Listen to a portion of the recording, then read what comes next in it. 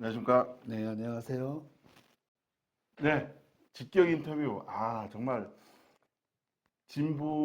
제주 진보를 지키는 이 진보 쪽에서 중이 민주당 요즘 민주당 내에서도 자신들은 중도라고 외치고 있는데 어쨌든 간에 진보의 생활을 거의 20여 년, 거의 30년 가까이 네, 했던 이번에 그리고 큰 뜻을 품으시고 이제 제주도 행정수장의 모습으로 이제 후보로 나선 김명호 진보당 위원장님이신데 이제 후보라고 부르겠습니다. 네, 후보님. 정말 반갑습니다. 고맙습니다. 아유, 아닙니다. 반갑습니다. 워낙 바쁘신데 아유, 아닙니다. 우리 불러주셔서 고맙습니다. 우리 김명호 우리 후보님은 제가 봤을 때 먼저 간단히 우리 우리 네, 도민들께 새해 인사 겸 한 말씀 좀 해주시죠. 네, 안녕하십니까, 도민 여러분. 올해는 아무튼 늘 건강하시고 다복하셨으면 좋겠습니다. 새해 설 맞이 잘 준비하시고 늘 행복하신 한 해가 됐으면 좋겠습니다. 반갑습니다. 제가 우리 위원장님 모시면서 김효우 위원장님에 대해서 한번 글을 좀 썼는데 서두문을 좀 써봤는데 좀 괜찮으시면 한번 봐주십시오. 김명호 후보의 정치 이력은 화려한 경력이나 권력의 경로보다는 왜 정치가 필요한가라는 질문에 대한 집요한 답변이 과정에 가깝다. 비정규직 문제, 농민 생존권, 개발로 인한 공동체 붕괴 등 제주 사회 구조적 문제 앞에서 그는 늘 선명한 입장을 택해왔다. 이렇게 중간 썼는데 어떻습니까? 마음에 드십니까? 아유, 고맙습니다. 어, 너무 좋게만 예. 보신 것 같아서. 아니 제가 김명호 후보님을 감명 있게 봤던 게 아마 우리 대한민국 정치사의 아마 아픔일 겁니다. 12.3 계엄. 네, 진보 쪽에서 내란이라는데 확실히 법적으로 딱 정해진 게 아니라고 지금은 저는 비상 계엄이라고 얘기하는데 정말 어이없는 네, 이 정치인의 한 발언, 한 행동 때문에 대한민국이 흔들렸고, 그런데 제가 규탄대 우리 우리 김 후보님께서도 잘 아시겠지만 우리 패널로 오는 고석준, 네, 고석준 패널 같은 경우도 그때 같이 음, 나와서 그 앞에서 지휘를 하시고, 그래 아, 보면서 이분이 제주의 진보의 왜 핵심인가라는 아유, 느꼈습니다. 아닙니다. 예. 자, 어쨌든 지금 이재명 정부 출범해갖고 어쨌든 간에 그 혼란의 분위기는 잠시 네, 완전히 사라진 건 아니지만 그럼요. 사후적인 문제가 남아 있어서 완전한 건 아니지만 자 우리 김 후보님 워낙 30여 년 동안 수십여 년 동안 진보 어려운 길을 예전에는 굉장히 어려웠는데 그나마 지금은 좀 나아졌긴 하지만 예전에 굉장히 어려웠는데 네. 자 전에 얘기는 나중에 듣는 시간 오고 12.3 계엄, 비상계엄부터 시작된 제주가 아니고 전국 정치 현황에 대해서 좀 간단히 설명 좀 해주시죠. 네, 우리 도민들께서 잘 아시고 계실 텐데, 어, 없었으면 더 좋았을 만한 일이 벌어졌던 겁니다. 사실 12월 3일 날 그 밤에 있었던 비상계엄 사태는 해프닝처럼 보이긴 하지만 엄밀히 말하면 우리 사회가 그동안에 품고 있었던 그 어려움, 이게 골마 터져버렸다고 저희는 보거든요. 다시 말하면 이제 민주주의라는 게 생각이 좀 다르더라도 서로 존중하고 때로는 존중은 아니어도 하다못해 인정하고 그런 속에서 마음에 안 내켜도 대화를 위한 노력도 하면서 10가지 중에 8가지는 달라도 2가지의 공통점을 찾기 위한 노력. 저는 이게 이제 공동체 운영의 정치 방식이다 이렇게 생각합니다. 다만 이제 그걸 돌이켜 보니 우리 윤석열 전 대통령과 그 집행부는 여러 이유가 있겠지만 조금 다른 정치 세력에 대해서는 매우 배타적인 태도를 온전히 다 버리질 못한 거예요. 미숙한 정치 인식 그리고 선택한 방식은 매우 파괴적인. 그러다 보니 이게 불행한 대한민국의 역사가 돼버렸다고 저희는 생각합니다.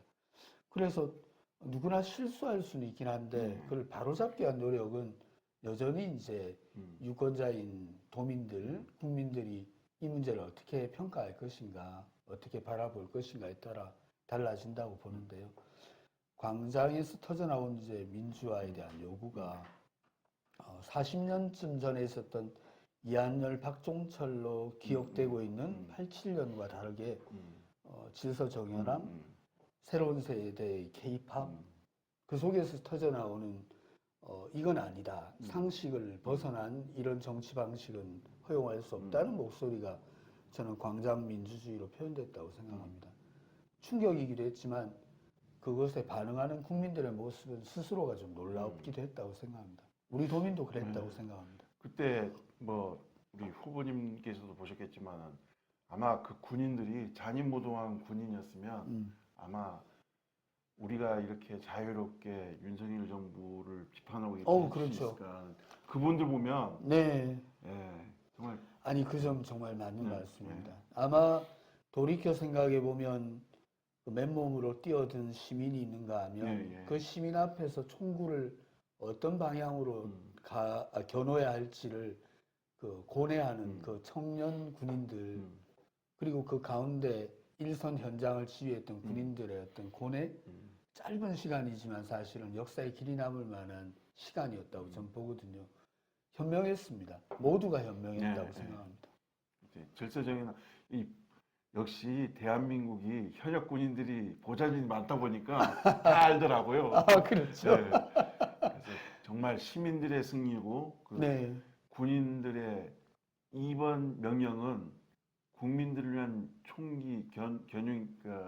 총기를 사용해서 안 된다는 그래서 저는 두 시민들과 군인들께 정말 감사의 마음을 표하는 바입니다. 네, 저희도 그런 면에서는 광장에서 목청껏 외치는 시민들 대열에 있기도 하고 의회 안에서도 할 수 있는 방법을 찾기 위해 노력을 하긴 했는데 아마도 그때 나타났던 이름 없는 그 여중생, 여고생, 조끼를 입은 노동자 그리고 그 헬멧 뒤에 숨어 있긴 하지만 청년 군인들 그리고 의원들 비록 생각이 좀 달라서 여야가 여러 당이 있긴 하지만 서로 목청껏 자신의 주장을 주장한다 하더라도 이 아픈 역사를 다시 반복하면 안 된다는 데 대해서는 적어도 저는 일치한다고 생각하거든요.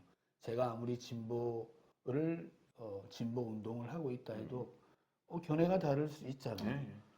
다만 공통된 지점을 서로 인정할 수 있으면 그게 출발이 된다고 생각합니다.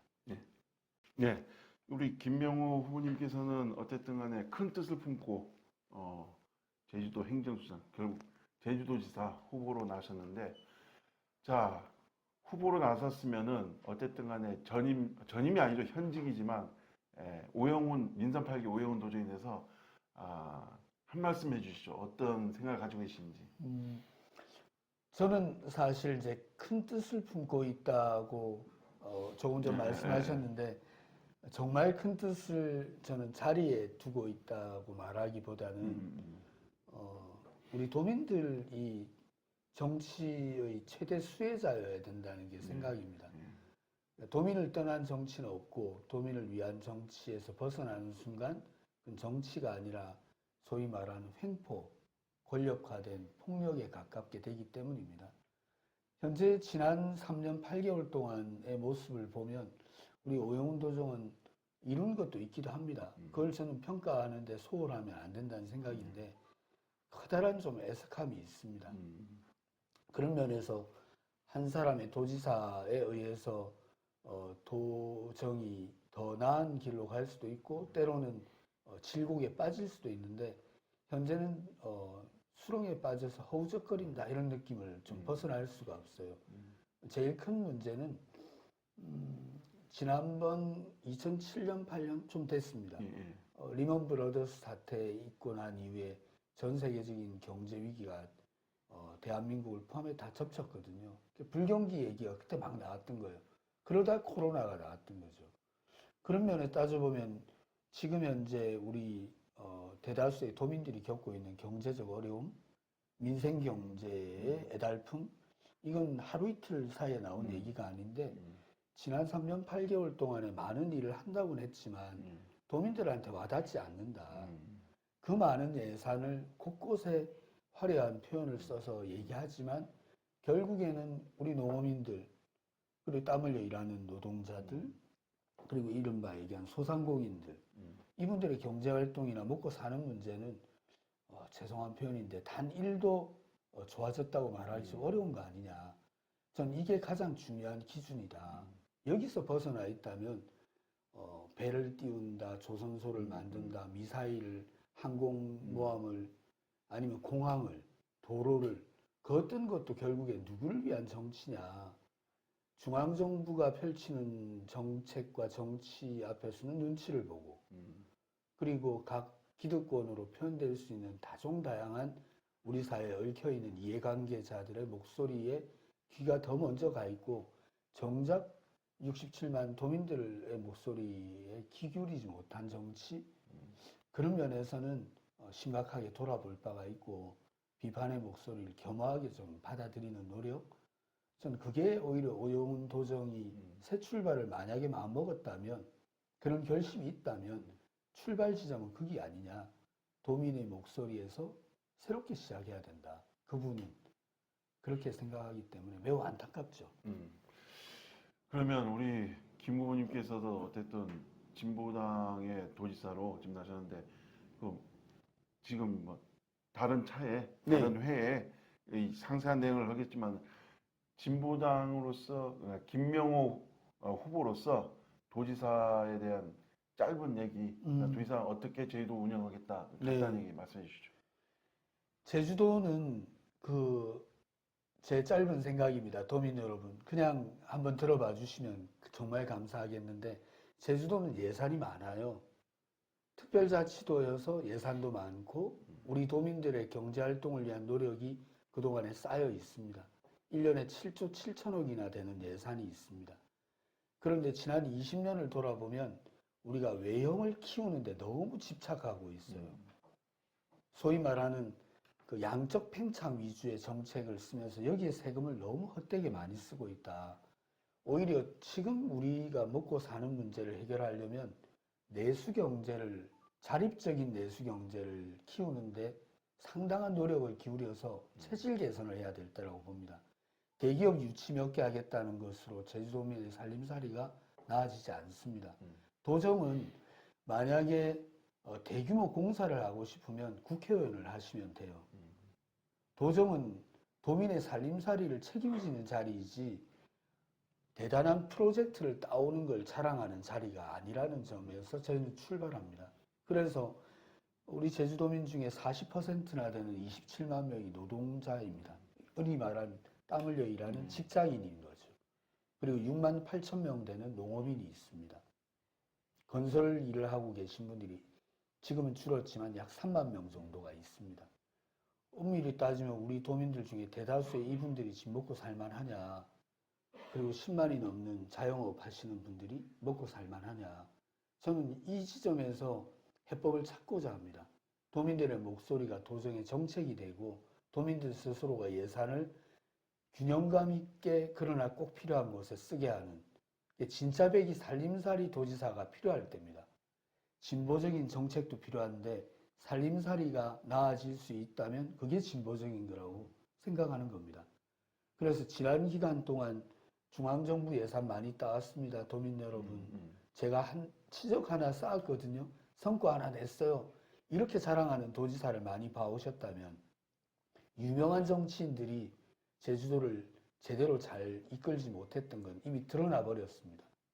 그럼 이제 유명한 사람이 필요한 게 아니라 일 잘하는 사람, 도민에게 가닿게 할 수 있는 정책과 예산을 끊임없이 도민과 호흡하면서 만들어내는 도지사, 처음으로 새로운 선택을 한번 하셨으면 좋겠습니다.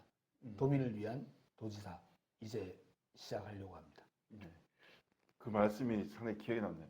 유명한 정치인보다 유능한 정치인. 맞습니다. 네. 우리 김명호 후보님께서는 유능한 정치인이라는 점을 도민들은 좀 알아봐 주셨으면 하는 마음입니다. 그러면요. 도민 여러분 조금만 자세히 보시면 뭔 얘기하는지 다 들릴 수 있거든요. 한번 귀 기울여 주시면 고맙겠습니다. 네.